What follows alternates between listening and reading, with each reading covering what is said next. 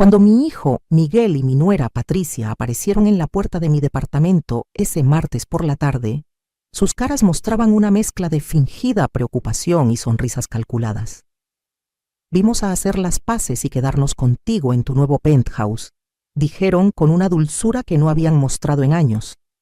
Abrí la puerta completamente, los invité a pasar, y cuando cruzaron el umbral y vieron lo que había dentro, se quedaron completamente congelados. Sus rostros pasaron del falso cariño a la más absoluta perplejidad. Lo que vieron los dejó paralizados, porque todo lo que habían planeado, todas sus manipulaciones y mentiras, acababan de estrellarse contra una realidad que jamás imaginaron. Sigue mi historia hasta el final y comenta la ciudad desde donde me estás viendo para saber qué tan lejos ha llegado mi relato. Déjame contarte cómo llegué a ese momento. Cómo una mujer que lo dio todo por su familia terminó recibiendo a cambio el más cruel de los desprecios.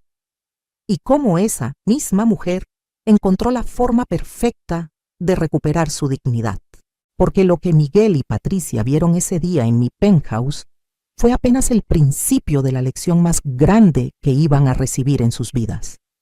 Una lección que les enseñaría que subestimar a una madre, creer que era débil o tonta, fue el error más grande que pudieron cometer. Durante meses me habían tratado como un estorbo. Durante meses planearon quedarse con lo mío mientras me hacían sentir miserable. Pero lo que no sabían, lo que jamás sospecharon, era que yo había descubierto cada detalle de su plan y había preparado algo mucho mejor que cualquier cosa que sus mentes egoístas pudieran imaginar.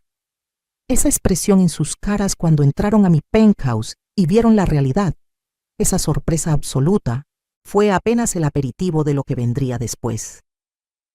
Mi nombre es Carmen Alicia Hernández y tengo 67 años de vida intensa, de sacrificios que creí valían la pena, de amor incondicional que creí sería correspondido. Nací en un pueblo pequeño de Michoacán, de esos donde todas las mujeres aprenden desde niñas que su valor está en servir, en callar, en aguantar. Mi madre me enseñó a hacer tortillas a mano desde los 7 años, a lavar en el lavadero comunitario, a planchar con esas planchas pesadas de carbón que te quemaban las manos si no tenías cuidado. Me casé con Roberto cuando tenía apenas 19 años. Él trabajaba en la construcción y yo limpiaba casas. Vivíamos en un cuartito de una vecindad en la Ciudad de México, compartiendo baño con otras 6 familias. Pero éramos felices, o al menos yo creía que lo éramos. Cuando nació Miguel, nuestro único hijo, juré que le daría todo lo que yo nunca tuve. Esa promesa se convirtió en mi razón de vivir. Durante 30 años limpié casas. 30 años de rodillas en pisos ajenos, aspirando el polvo de familias que ni siquiera me veían cuando pasaba junto a ellas. 30 años levantándome a las 4 de la mañana para tomar 2 camiones y llegar a las zonas residenciales de la ciudad. Mis manos se llenaron de cicatrices del cloro y los productos de limpieza. Desarrollé problemas en la espalda de tanto cargar cubetas de agua. Mis rodillas crujen cada vez que me levanto. Pero cada peso que ganaba iba directo a la educación de Miguel. Le pagué la escuela privada, aunque yo comiera frijoles toda la semana. Le compré sus uniformes nuevos cada año mientras yo remendaba mi misma ropa una y otra vez. Cuando pidió una computadora para la universidad, trabajé turnos extras durante 6 meses, limpiando oficinas por las noches después de limpiar casas todo el día. Dormía 4 horas diarias, pero no me importaba. Era por mi hijo, por su futuro. Roberto murió cuando Miguel tenía 22 años. Un accidente en una obra de construcción que pudo haberse evitado si le hubieran dado el equipo de seguridad adecuado. La compensación que recibí fue una miseria. Apenas alcanzó para el funeral y pagar algunas deudas. Me quedé sola, pero tenía a Miguel, y eso me bastaba, o eso creía. Mi hijo se graduó de la universidad como ingeniero. Yo estuve ahí, en la ceremonia, con mi único vestido decente, llorando de orgullo. Ese título representaba décadas de mi vida, de mi esfuerzo, de mi sangre prácticamente. Pensé que finalmente podríamos tener una vida mejor juntos, que él conseguiría un buen trabajo y yo podría dejar de limpiar casas, tal vez ayudarlo con sus hijos cuando los tuviera, cocinar para la familia, ser la abuela que siempre soñé ser. Pero entonces apareció Patricia en su vida. La conoció en su primer trabajo. Ella era secretaria en la misma empresa. Desde el primer día que la traje a casa supe que había algo en ella que no me gustaba. La forma en que miraba mi pequeño departamento con desdén, cómo tocaba apenas la comida que yo preparaba con tanto cariño, la manera en que le hablaba a Miguel sobre mí cuando creía que no la escuchaba, diciéndole que era momento de ser independiente, de dejar el nido. Se casaron 2 años después. Yo les hice la fiesta usando todos mis ahorros. Contraté el mejor salón que pude pagar. Decoré con flores frescas. Me aseguré de que hubiera comida abundante para todos los invitados. Patricia apenas me dio las gracias. Durante la recepción, la escuché decirle a sus amigas que había sido una boda modesta, que cuando tuvieran dinero harían una celebración de verdad. Me dolió, pero me dije que era normal, que estaba nerviosa, que con el tiempo cambiaría. Seguí limpiando casas. Seguí viviendo en mi departamento pequeño, de 2 habitaciones en una colonia popular. Miguel consiguió un trabajo mejor, luego otro. Él y Patricia se mudaron a un departamento más grande. Yo los visitaba los domingos, siempre llevando comida que cocinaba el sábado por la noche después de trabajar toda la semana. Pozole, mole, tamales, todo lo que a Miguel le gustaba desde niño. Patricia recibía mis platillos con una sonrisa forzada. A veces los veía en el bote de basura cuando iba al baño, apenas probados. Pero yo seguía cocinando, seguía visitando, porque era mi familia. Cuando nacieron mis nietos, Daniela y Carlitos, sentí que mi corazón explotaba de felicidad. Finalmente tendría esa familia grande que siempre soñé. Pero Patricia limitaba mis visitas, que los niños estaban ocupados con actividades, que tenían compromisos, que era mejor que avisara antes de ir. Poco a poco fui viéndolos menos. Cuando los veía, Daniela y Carlitos casi no me hablaban. Patricia les había dicho que yo era pobre, que olía a productos de limpieza, que era mejor no acercarse mucho. A pesar de todo, yo seguía ayudándolos económicamente. Cuando Patricia quería remodelar la cocina, yo le presté dinero que nunca me devolvieron. Cuando Miguel necesitó para el enganche de un auto nuevo, ahí estaba yo con mis ahorros. Cuando los niños entraron a la escuela privada y necesitaban útiles, uniformes, materiales especiales, yo aportaba lo que podía. Los últimos años empecé a sentirme realmente cansada. El cuerpo ya no me respondía igual. Las rodillas me dolían tanto que algunos días apenas podía levantarme de la cama. Mis manos temblaban del esfuerzo acumulado. Los médicos me dijeron que necesitaba descansar, que mi cuerpo estaba gastado. Pero ¿cómo iba a descansar si apenas me alcanzaba para vivir? Entonces, hace 1 año, sucedió algo que cambió todo. La señora Martínez, una de las casas que limpiaba desde hacía 20 años, murió. Era una mujer mayor, viuda, sin hijos. Yo había sido más que su empleada. Le hacía compañía, la acompañaba a sus citas médicas, platicábamos durante horas. Ella conocía mi historia, sabía de mis sacrificios por Miguel. Cuando su abogado me llamó 3 semanas después del funeral, pensé que querría que recogiera mis cosas. Jamás imaginé lo que estaba por escuchar. La señora Martínez me había dejado su departamento en su testamento, un penthouse en una de las mejores zonas de la ciudad, completamente pagado. Además, una cuenta de inversiones que generaba ingresos mensuales suficientes para vivir cómodamente el resto de mis días. Me quedé en shock absoluto. El abogado me explicó que la señora Martínez había estado planeando esto desde hacía años, que le había dicho que yo merecía descansar, disfrutar de la vida después de tanto sacrificio, que mi hijo debería estar avergonzado de cómo me trataba, de permitir que su madre siguiera trabajando a mi edad mientras él vivía cómodamente. Lloré durante días, de felicidad, de alivio, de gratitud. Por primera vez en mi vida, no tendría que preocuparme por el dinero. Podría dejar de limpiar casas. Podría cuidar mi salud. Podría vivir con dignidad. Lo primero que pensé fue en compartir la noticia con Miguel, en que finalmente podría ayudarlo más. Tal vez cuidar a mis nietos sin tener que trabajar. Pero algo me detuvo. Una vocecita en mi cabeza me dijo que esperara, que observara primero cómo reaccionaba mi hijo ante mi supuesta buena fortuna. Decidí hacerle una pequeña prueba. Le llamé y le conté, emocionada, que había recibido una herencia inesperada, un penthouse y algo de dinero. Le dije que finalmente podría dejar de trabajar, que estaba tan feliz. Hubo un silencio largo del otro lado de la línea. Luego Miguel dijo, con una voz fría que no le conocía, que qué bueno por mí. Colgó diciendo que estaba ocupado, que luego hablábamos. No me preguntó detalles, no se alegró por mí, no sugirió que celebráramos, nada.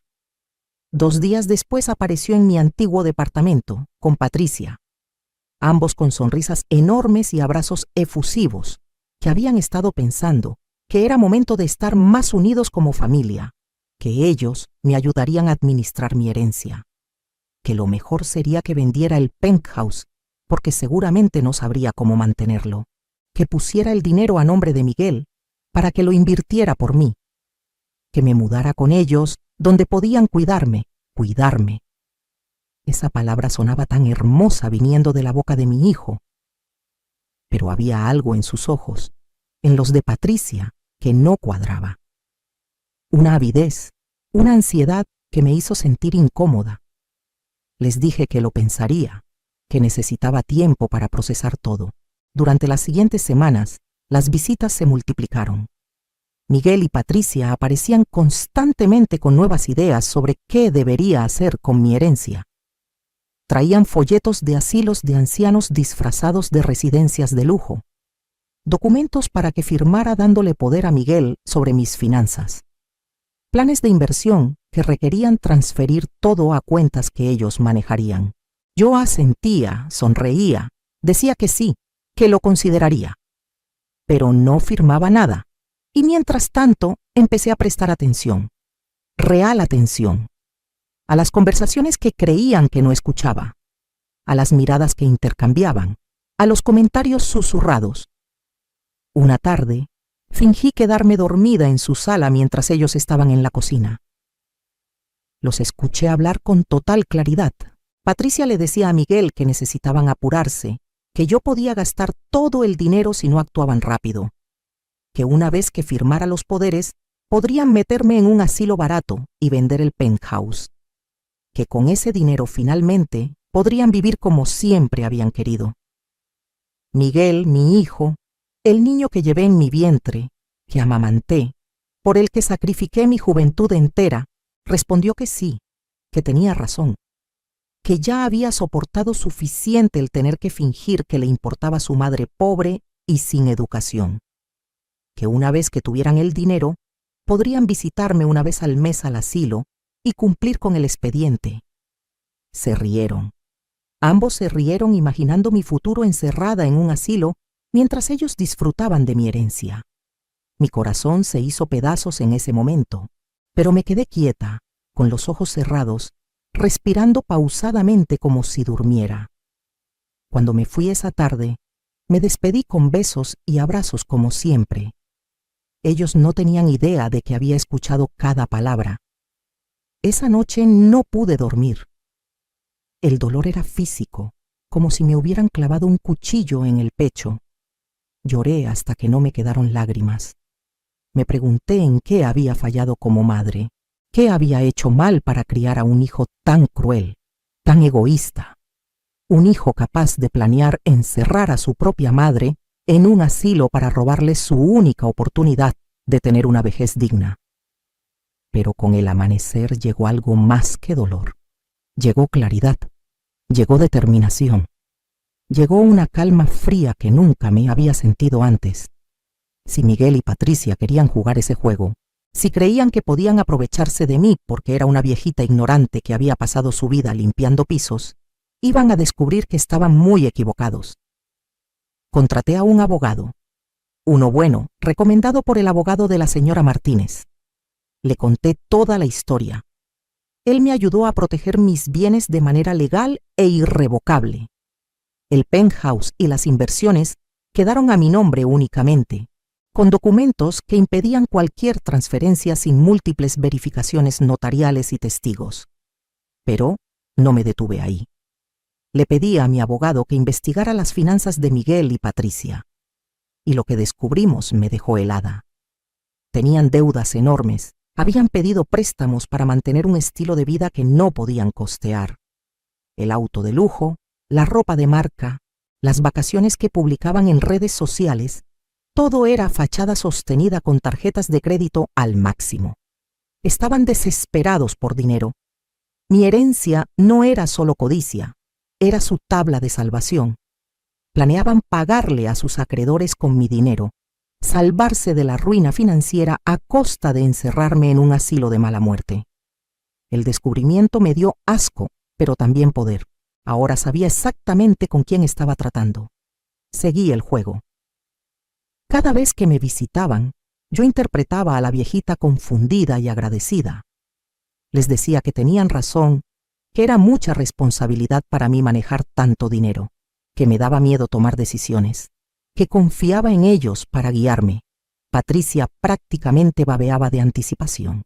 Miguel me abrazaba y me decía que no me preocupara, que ellos cuidarían de todo. Mientras tanto me mudé al penthouse. Era espectacular. 3 habitaciones, 2 baños completos, una terraza enorme con vista a toda la ciudad, pisos de mármol, cocina moderna, ventanales inmensos. Durante las primeras semanas solo caminaba de cuarto en cuarto sin poder creer que era mío, que finalmente, después de 67 años, tenía un hogar hermoso. Pero no lo amuebló como un penthouse típico de una señora mayor. No, tenía otros planes. Usé parte del dinero de las inversiones para hacer algo que Miguel y Patricia jamás esperarían. Convertí el penthouse en mi centro de operaciones y en la sede de algo mucho más grande. Verás, durante todos esos años limpiando casas, había conocido a docenas de mujeres como yo, mujeres trabajadoras, sacrificadas, invisibles para sus propias familias, mujeres cuyos hijos las veían como un estorbo una vez que crecían, mujeres que lo dieron todo y recibieron ingratitud a cambio. Nos habíamos hecho amigas, compartíamos historias durante nuestros descansos, nos apoyábamos. Las llamé a todas, les conté mi plan, y una por una aceptaron ayudarme. Rosa, que había sido enfermera, Lupita, que trabajó en un banco durante 20 años, Cristina, contadora jubilada, Esperanza, que había sido maestra, Mercedes, con conexiones en medios de comunicación por su trabajo como camarista de televisión. Convertimos el penthouse en nuestro cuartel general. Cada una aportó sus habilidades. Rosa investigó asilos y encontró el que Miguel y Patricia habían elegido para mí, uno barato con denuncias de maltrato. Lupita revisó todas mis finanzas y creó un plan de protección absoluta. Cristina documentó cada peso que le había dado a Miguel a lo largo de los años, desde su infancia hasta ahora. Esperanza me ayudó a escribir mi historia completa. Mercedes me enseñó a grabar conversaciones discretamente. Durante 2 meses fingí considerar la propuesta de Miguel. Les decía que sí, que firmaría los papeles, pero siempre encontraba excusas para posponerlo, que me dolía la cabeza, que quería que mi doctor revisara los documentos primero, que necesitaba unos días más para despedirme de mi departamento viejo. Cada excusa los ponía más ansiosos, más desesperados. Y cada visita yo grababa todo.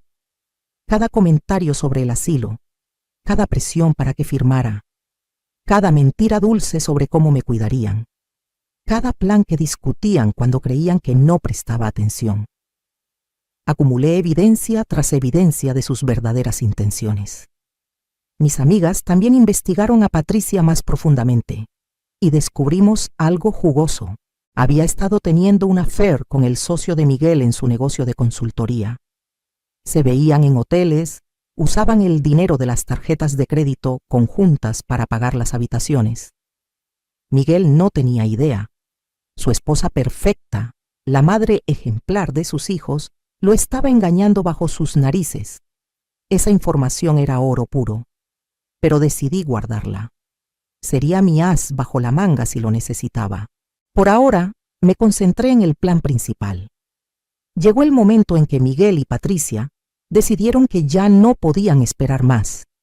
Me llamaron para decirme que vendrían el martes a ayudarme con la mudanza al asilo, que ya habían firmado el contrato, que solo necesitaba firmar los últimos papeles y ellos se encargarían de todo lo demás.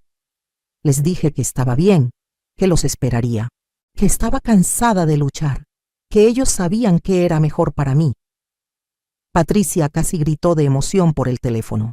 Ese fue el momento en que apareció la mujer del principio de mi historia. Ese martes por la tarde, cuando tocaron a mi puerta. Les abrí con mi mejor sonrisa de abuelita agradecida. Entraron con carpetas llenas de documentos, con caras de falsa preocupación, hablando de lo mucho que les dolía tener que tomar estas decisiones difíciles, pero necesarias por mi bien. Caminaron hacia la sala del penthouse, listos para sentarme y hacer que firmara mi vida a su favor. Y entonces lo vieron. Y se quedaron completamente paralizados. La sala no estaba vacía esperándolos como imaginaban. Estaba llena de gente. Ahí estaban mis amigas, todas las mujeres que me habían ayudado durante estos meses. Pero no solo ellas. También estaba mi abogado, con su portafolio lleno de documentos. Estaba un notario público. Estaban 2 periodistas de un programa de noticias locales con cámaras. Y estaban sentados en el sofá principal, muy serios, Daniela y Carlitos, mis nietos. La cara de Miguel se puso blanca como papel. Patricia dejó caer su bolsa al suelo. Balbucearon algo incoherente. Intentaron retroceder, pero yo cerré la puerta detrás de ellos. Con calma, con una serenidad que me sorprendió a mí misma, les dije que pasaran y tomaran asiento, que teníamos mucho de qué hablar. Miguel intentó recuperar la compostura. Preguntó qué era todo esto, qué estaba pasando.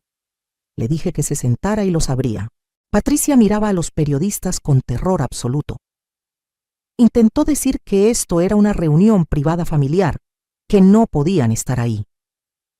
El abogado habló entonces, explicando que yo los había invitado, que todo era completamente legal. Esperé a que se sentaran. Miguel y Patricia en un sillón, apretados uno contra el otro, con la carpeta de documentos fraudulentos todavía en las manos de él. Mis nietos los miraban con expresiones que nunca les había visto: confusión, decepción, enojo. Respiré profundo y comencé. Les dije que sabía todo, cada detalle de su plan. Sabía que querían encerrarme en un asilo de mala muerte. Sabía que planeaban quedarse con mi herencia. Sabía que llevaban meses manipulándome, presionándome, mintiendo. Y tenía pruebas de todo. Mi abogado puso una grabadora sobre la mesa y presionó play. Se escuchó la conversación que había grabado hacía semanas, donde Patricia y Miguel discutían exactamente en qué asilo meterme y cómo dividirse el dinero. Sus propias voces llenaron la sala, hablando de mí como si fuera un estorbo, una carga, un medio para un fin. Daniela, mi nieta de 16 años, empezó a llorar. Carlitos, de 14, miraba a su padre con asco absoluto. Verás, yo había contactado a mis nietos directamente hace un mes. Les había contado la verdad sobre todo, sobre los años que pasé limpiando casas para darle a su padre una educación, sobre cómo seguía ayudándolos económicamente incluso cuando apenas tenía para mí, sobre la herencia y los planes de sus padres. Al principio no me creyeron. Patricia los había envenenado contra mí durante años, pero les mostré las pruebas, las grabaciones, los documentos, los recibos de todo el dinero que había prestado y nunca me devolvieron, las investigaciones sobre sus deudas, todo. Y se horrorizaron al descubrir quiénes eran realmente sus padres. Miguel intentó hablar, intentó decir que era un malentendido, que podíamos explicarlo, le dije que se callara, que había hablado él durante 67 años de mi vida y ahora era mi turno. Cristina, mi amiga contadora, sacó entonces una carpeta enorme. Comenzó a leer, número por número, cada peso que yo le había dado a Miguel desde que nació. Las colegiaturas, los uniformes, los libros, la computadora, el dinero para su título, la ayuda con su boda, los préstamos nunca devueltos, las contribuciones para los gastos de mis nietos. Sumaba cientos de miles de pesos, una fortuna que yo había ganado con mi sudor, limpiando pisos, arruinando mi salud. Luego, Lupita presentó un análisis de las finanzas actuales de Miguel y Patricia. Las deudas, los préstamos, las tarjetas al máximo, la fachada de éxito que sostenían mientras estaban al borde de la bancarrota. Los periodistas tomaban notas frenéticamente. Las cámaras grababan cada segundo. Patricia comenzó a llorar, lágrimas de cocodrilo, suplicando que apagaran las cámaras, que esto era un asunto privado. Le dije que no, que durante años ella me había humillado en privado, que había envenenado a mis nietos contra mí, que había despreciado mi comida, mi ropa, mi vida entera. Ahora el mundo sabría exactamente qué clase de persona era. Entonces saqué mi última carta. Le dije a Patricia que sabía del affair, que tenía fotos, recibos de hotel, mensajes. Miguel se volteó hacia ella con una expresión de shock absoluto. Patricia negó todo entre sollozos, pero cuando Esperanza puso las fotos sobre la mesa, no pudo seguir mintiendo. El penthouse se llenó de gritos. Miguel gritándole a Patricia, Patricia gritando que todo era mi culpa, que si él ganara más dinero ella no habría tenido que buscar consuelo en otro lado. Daniela y Carlitos llorando, los periodistas capturando todo. Era caótico, era doloroso, pero era necesario. Levanté la mano pidiendo silencio. Todos se callaron gradualmente. Les dije que tenían dos opciones. La primera, enfrentar cargos legales por intento de fraude y abuso de adulto mayor. Mi abogado había preparado toda la documentación necesaria. Las grabaciones y evidencias eran más que suficientes para un caso criminal. Además, los periodistas publicarían la historia completa, destruyendo su reputación pública. La segunda opción era la siguiente. Firmarían documentos reconociendo cada peso que les había dado a lo largo de los años como un préstamo que debían devolverme. Comenzarían a pagarme mensualmente, con un plan establecido por Lupita. No era negociable. Además, me darían custodia compartida legal de mis nietos, con derecho a verlos cuando yo quisiera, sin interferencia de Patricia. Miguel y Patricia se mirarían el uno al otro, derrotados. Patricia intentó protestar, decir que era injusto, que era su dinero. Le pregunté de qué dinero hablaba, si estaban hasta el cuello de deudas. Le recordé que la alternativa era la cárcel y la vergüenza pública total. Miguel le puso la mano en el brazo, derrotado, y le dijo que firmaran. El notario preparó los documentos ahí mismo. Mientras firmaban, les di un pequeño discurso. Les dije que había pasado mi vida entera sacrificándome por Miguel, creyendo que el amor incondicional de una madre era suficiente, que había permitido que me trataran como menos que nada porque creía que así demostraba mi amor, pero que estaba equivocada. Les dije que el amor sin respeto no es amor, es sometimiento, que el sacrificio sin reciprocidad no es noble, es autodestrucción, que había confundido ser buena madre con ser un tapete para que caminaran sobre mí, y que eso terminaba hoy. Daniela se levantó y vino a abrazarme llorando. Carlitos también. Mis nietos me dijeron que lo sentían, que no sabían, que nunca dejarían que nadie me tratara así de nuevo. Cuando Miguel y Patricia finalmente firmaron todo y se levantaron para irse, Miguel me miró con ojos llenos de lágrimas. Me preguntó si alguna vez podría perdonarlo. Le dije la verdad, que no lo sabía, que el perdón no se da porque sí, se gana con acciones, que había roto algo en mí que tal vez nunca se repararía completamente, pero que la puerta no estaba cerrada para siempre, solo por ahora. Patricia intentó decir algo, pero la interrumpí.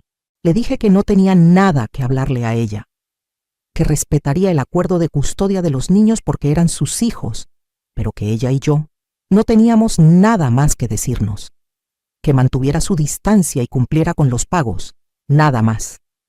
Se fueron destruidos, humillados, sin el dinero que tanto codiciaban.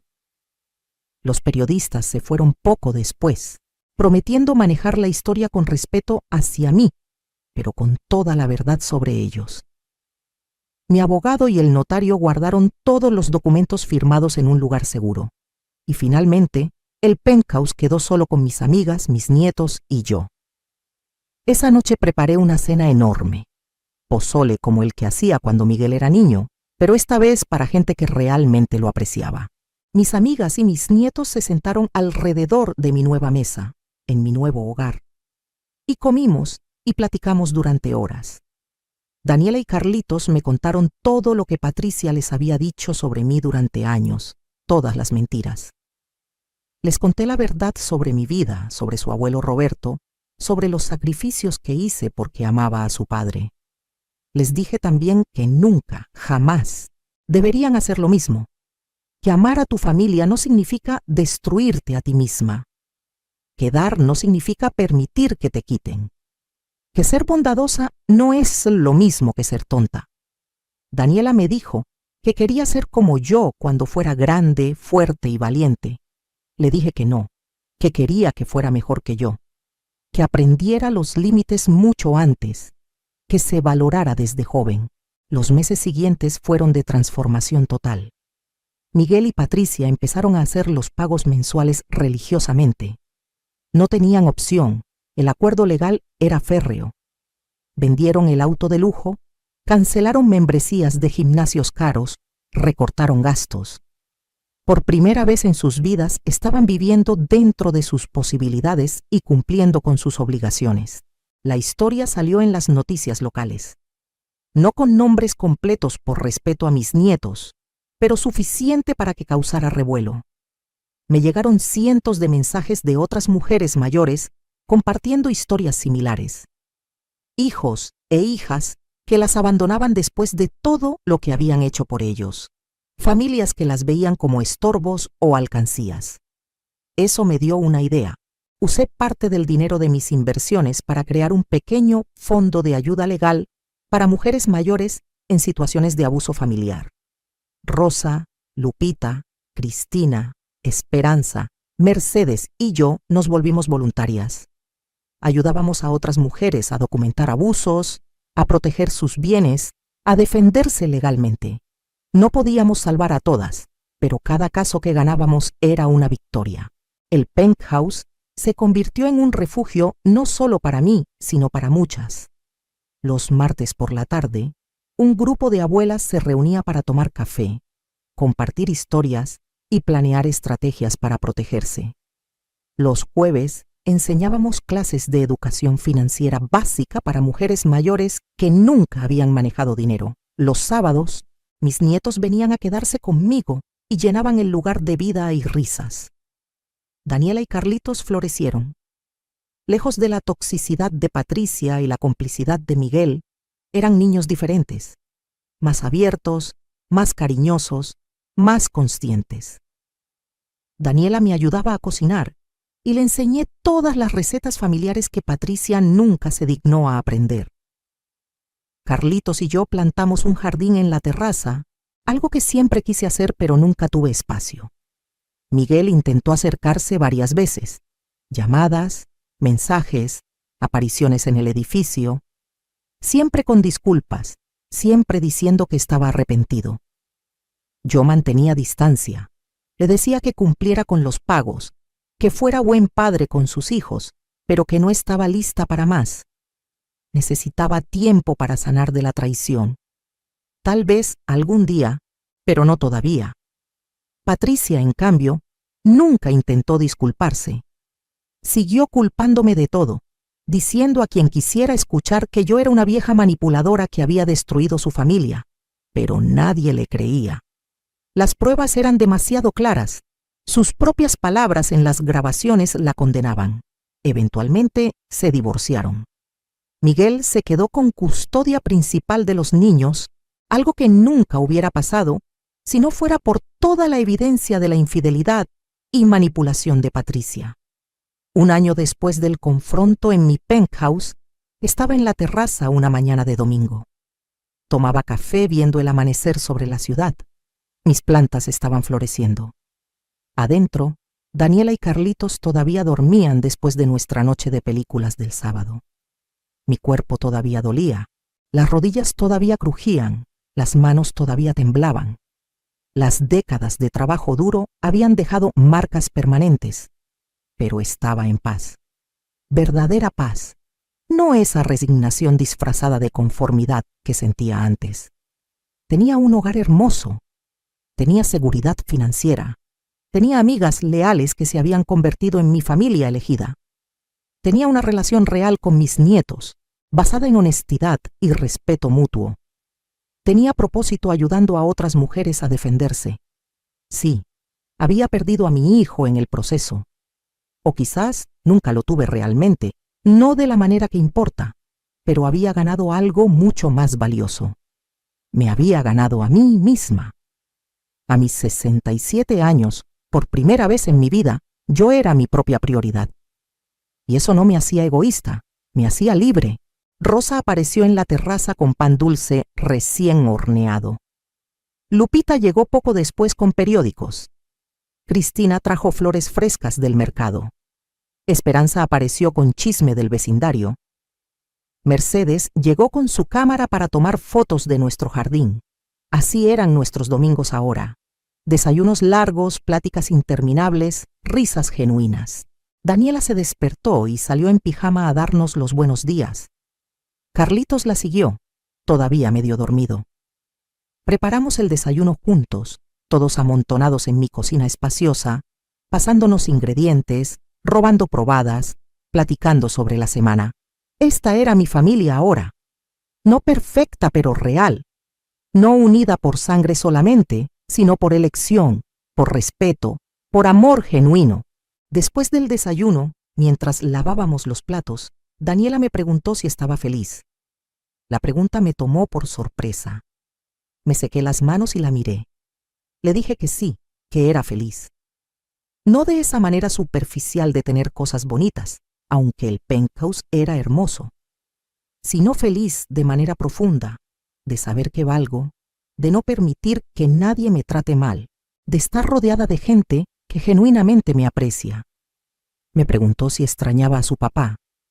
Le dije la verdad, que extrañaba al niño que fue, que extrañaba la ilusión de la familia que creí tener, pero que no extrañaba la dinámica tóxica, el sentirme menos, el dar sin recibir ni siquiera respeto básico, que tal vez algún día Miguel y yo podríamos reconstruir algo, pero tendría que ser desde cero, con bases completamente diferentes. Carlitos dijo entonces algo muy sabio para sus 14 años. Dijo que yo le había enseñado que a veces amar a alguien significa alejarte de ellos, que no puedes salvar a gente que no quiere ser salvada, que tu primer deber es contigo misma, cuidar tu paz, tu dignidad. Le di un abrazo largo. Mis nietos habían aprendido en un año lo que a mí me tomó casi 7 décadas entender.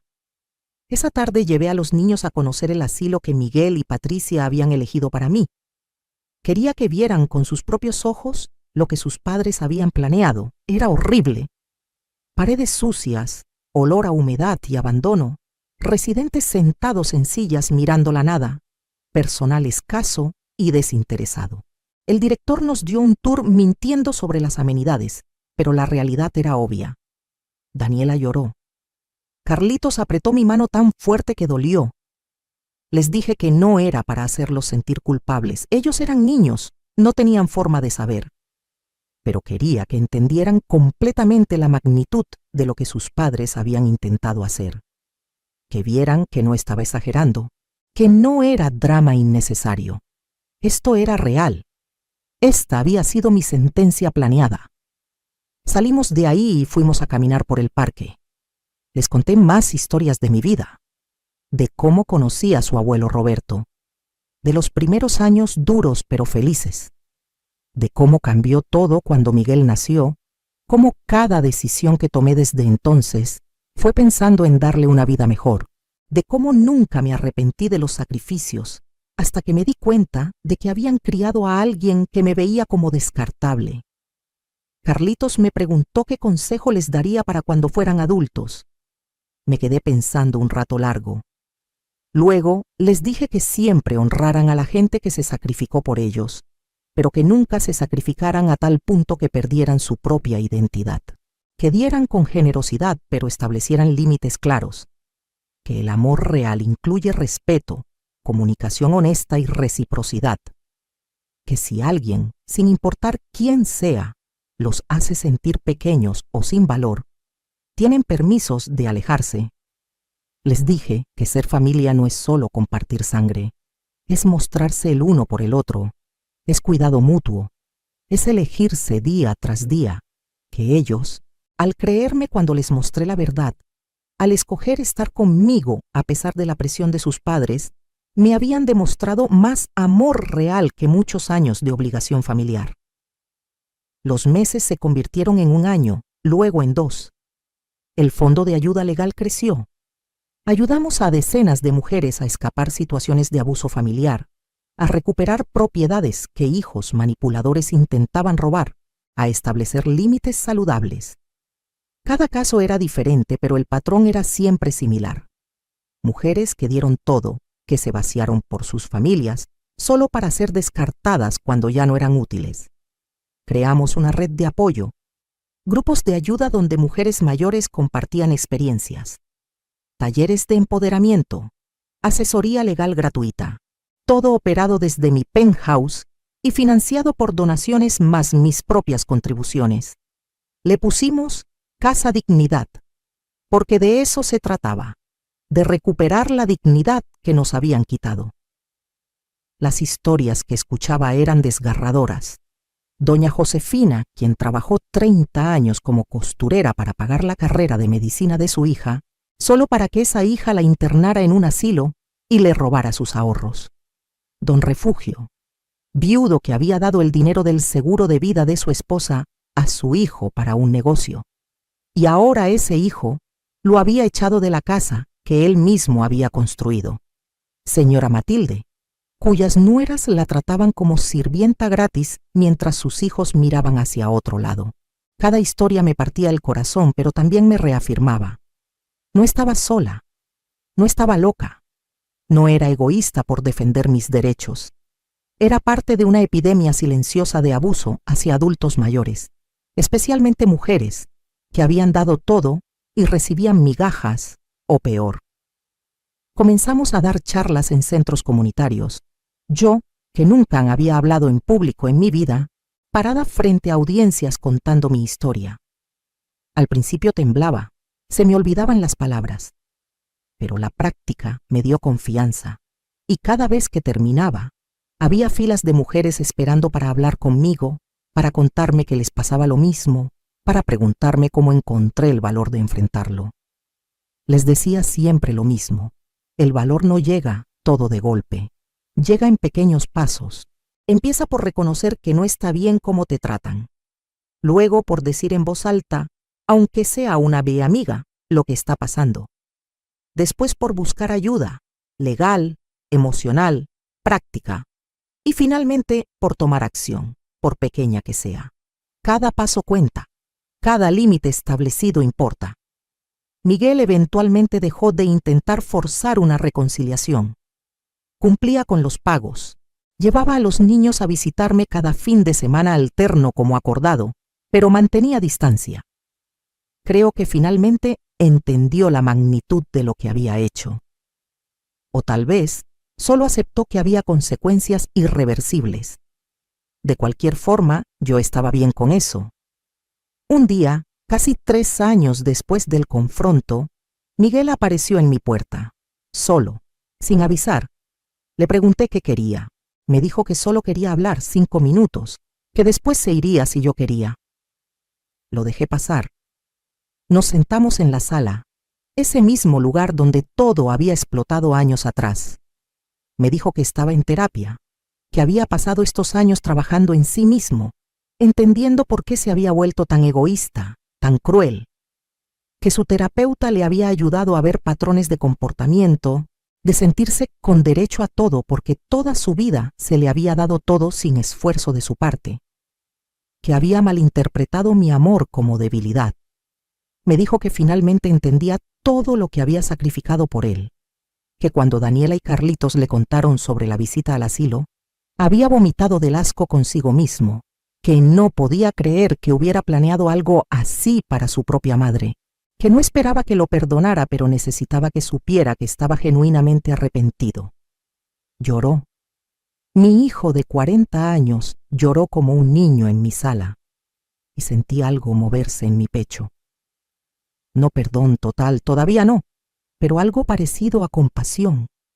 Le dije que apreciaba sus palabras, que veía que estaba haciendo el trabajo de cambiar, pero que las palabras son fáciles, las acciones son lo que cuenta, que tendría que demostrarme con tiempo que realmente era diferente. Le dije también que lo que hizo no tenía excusa, pero que yo tampoco era inocente en la dinámica, que lo había criado sin límites, dándole todo sin enseñarle responsabilidad o gratitud, que había confundido amor con complacencia total, que ambos teníamos que aprender de esto, él a valorar y respetar, yo a establecer límites saludables desde el principio. Hablamos durante 2 horas, la conversación más real que habíamos tenido quizás en toda su vida adulta. Le conté cosas que nunca había compartido, sobre lo difícil que fue perder a su padre, sobre los años de soledad limpiando casas ajenas, sobre cómo cada peso que le daba significaba no comer bien o no ir al doctor yo, no para hacerlo sentir culpable, sino para que entendiera la realidad completa. Él me contó sobre la presión que sintió siempre de ser exitoso, de impresionarme, de justificar mis sacrificios, cómo esa presión lo volvió materialista, obsesionado con aparentar éxito, cómo Patricia alimentó eso, empujándolo a vivir más allá de sus medios, cómo cuando apareció mi herencia, la vieron como la solución mágica a todos sus problemas sin pensar ni un segundo en mí como persona. No arreglamos todo ese día, no era posible, pero abrimos una puerta, una posibilidad de eventualmente tener algún tipo de relación, diferente a la tóxica que teníamos antes, pero algo. Miguel se fue ese día y yo me quedé pensando durante horas, procesando, sintiendo. Rosa llegó más tarde y le conté todo. Me preguntó cómo me sentía. Le dije que confundida, que una parte de mí, la mamá que siempre fui, quería perdonarlo todo y abrazarlo y volver a cuidarlo, pero que la nueva Carmen, la que había aprendido su valor, sabía que eso sería un error, que tenía que mantener los límites, dejar que las acciones hablaran, no apresurar nada. Rosa me recordó algo sabio. Me dijo que perdonar no significa olvidar o volver a como era antes, que puedes perdonar y aún así mantener distancia, que puedes desearle bien a alguien sin darle acceso completo a tu vida, que el perdón es más para mí, para liberarme del peso del resentimiento que para él, pero que eso no requería que yo sacrificara mi paz de nuevo. Tenía razón. Durante las siguientes semanas pensé mucho sobre el perdón. Decidí que perdonaría a Miguel, eventualmente, cuando estuviera lista, pero que nuestra relación nunca volvería a ser la misma, y estaba bien. Algunas cosas una vez rotas no se pueden reparar completamente, solo reconfigurar en algo diferente. Mientras tanto, mi vida floreció de maneras que nunca imaginé. Casa Dignidad se expandió. Conseguimos una pequeña oficina adicional donada por una organización sin fines de lucro. Contratamos a un abogado de tiempo completo especializado en derechos de adultos mayores. Creamos un programa de voluntariado donde profesionales jubilados aportaban sus conocimientos. Ayudamos a más de 100 mujeres en 3 años. 100 historias de recuperación de dignidad. No todas terminaron tan dramáticamente como la mía. Algunas fueron simples conversaciones de límites.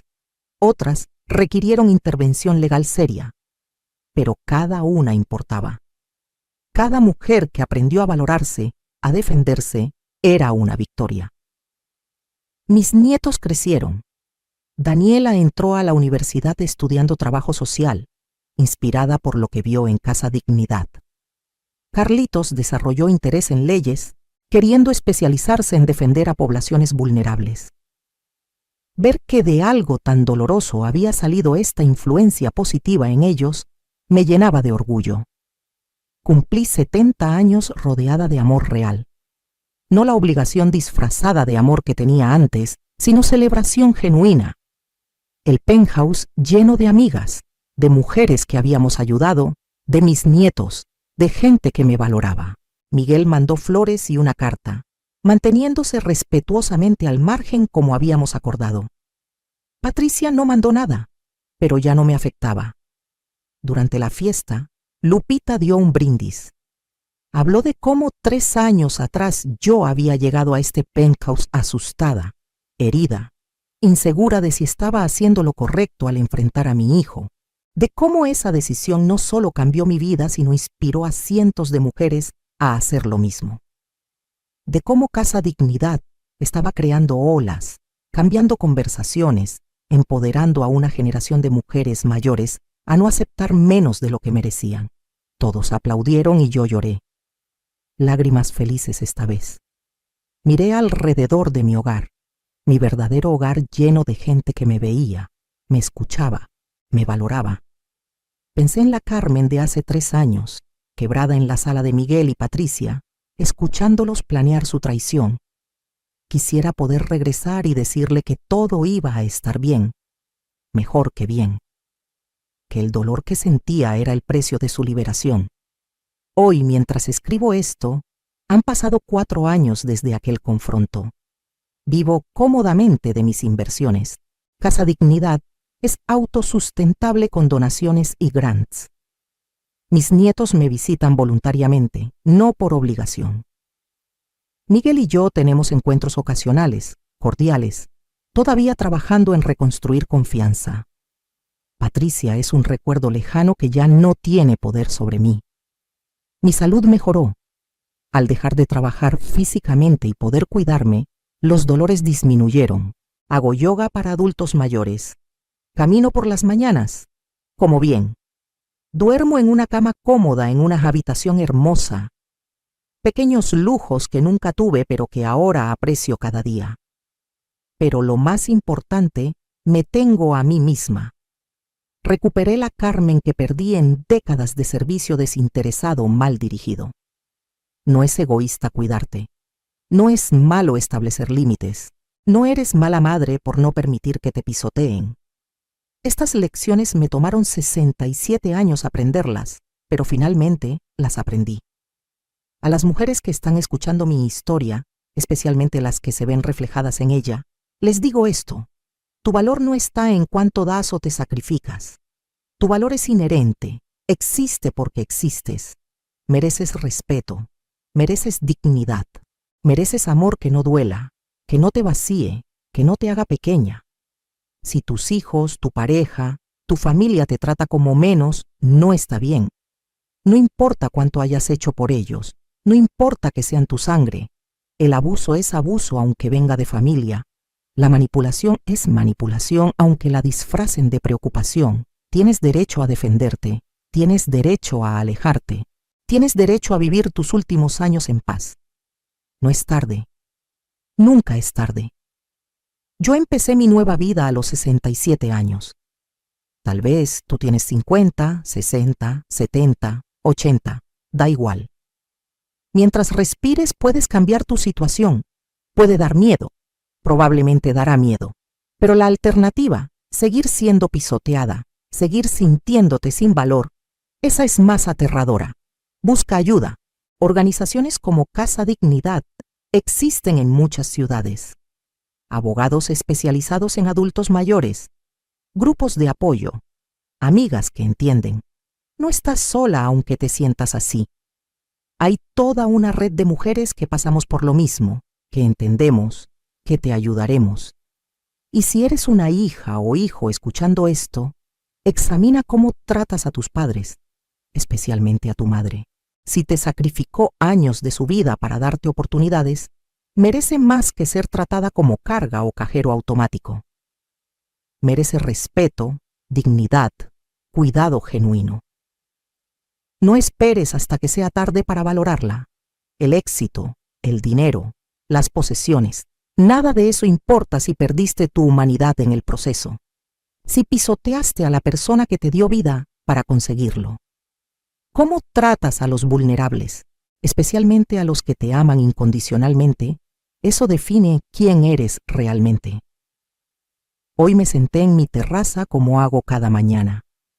Tomé mi café viendo la ciudad despertar, mis plantas floreciendo alrededor, el jardín que Carlitos y yo plantamos ahora exuberante. Adentro, Daniela preparaba desayuno, la escucho tararear una canción. Rosa llegará pronto con pan, Lupita con periódicos. Otro domingo perfecto en mi vida imperfecta pero genuina. Pienso en la cobertura vacía que Miguel y Patricia vieron hace 4 años cuando entraron esperando manipularme. Cómo se quedaron paralizados al encontrar la sala llena de testigos de su traición. Esa imagen me hace sonreír todavía, no con amargura sino con satisfacción. El momento en que tomé control de mi narrativa, de mi vida, de mi futuro. No sé cuántos años me quedan, nadie lo sabe, pero sé que los viviré en mis términos, rodeada de gente que me elige, haciendo trabajo que importa, siendo ejemplo para mis nietos de que nunca es tarde para valorarte. Estas son las lecciones que espero dejarles. No dinero, aunque habrá algo. No propiedades, aunque el penthouse eventualmente será suyo. Sino esto, la lección de dignidad, de límites, de amor propio. Porque al final del día, puedes dar todo tu amor, todo tu tiempo, todo tu esfuerzo a alguien, pero si esa persona no lo valora, no está en ti el problema. No fallaste como madre, como esposa, como mujer.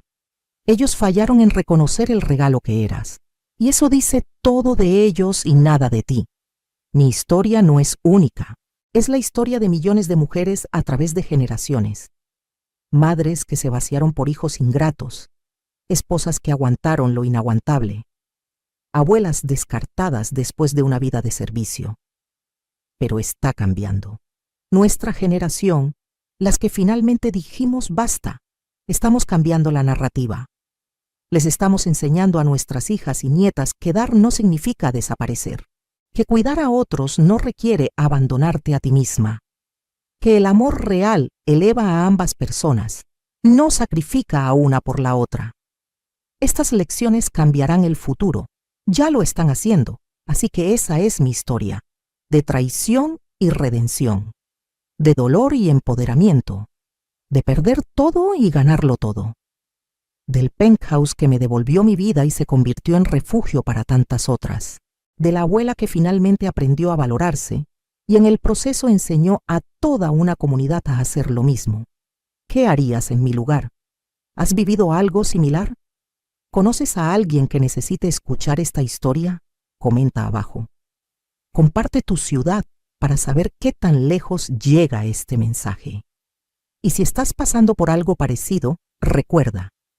Mereces dignidad, mereces respeto, mereces vivir tus últimos años en paz. Nunca es tarde para empezar de nuevo. Nunca es tarde para valorarte. Yo soy la prueba viviente de eso.